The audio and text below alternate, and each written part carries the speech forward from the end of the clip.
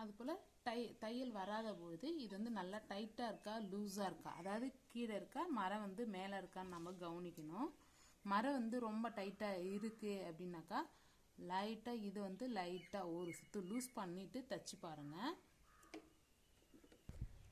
இந்த இடத்து மரம் ஒரு சுற்று லைட்டாக லூஸ் பண்ணிவிட்டு தைக்கும் பொழுது பாருங்கள் நமக்கு இந்த அளவுக்கு பின் தையல் வந்து இந்த மாதிரி சிக்கல் சிக்கலாக வர தையல் வந்து இப்போ எப்படி வருதுன்னு நம்ம பார்க்கலாம்.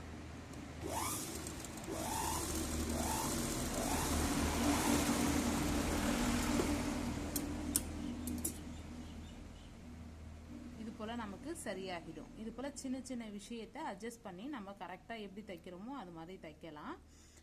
மெயினான விஷயம் இந்த ஊசி சரியாக இருக்கான்னு பார்க்கணும். ரெண்டாவது இந்த இடத்த நம்ம வந்து கரெக்டாக இதை வந்து லைட்டாக பின் தையலுக்கும் முன் தையலுக்கும் உள்ள வித்தியாசத்தை கவனித்து இந்த இடத்த நம்ம அட்ஜஸ்ட் பண்ணிக்கலாம். அதுக்கப்புறமா நம்ம இந்த இடத்த நம்ம அட்ஜஸ்ட் பண்ணி நம்ம கரெக்டாக தைச்சாலே நமக்கு தையல் வரும். அதுக்கப்புறம் இந்த 2 ஸ்க்ரூ இருக்கு இல்லைங்களா, இந்த ஸ்க்ரூ வந்து நம்ம அவுத்துட்டு உள்ளார டஸ்ட் இருந்ததுன்னா கண்டிப்பாக தையல் வந்து நமக்கு வராது.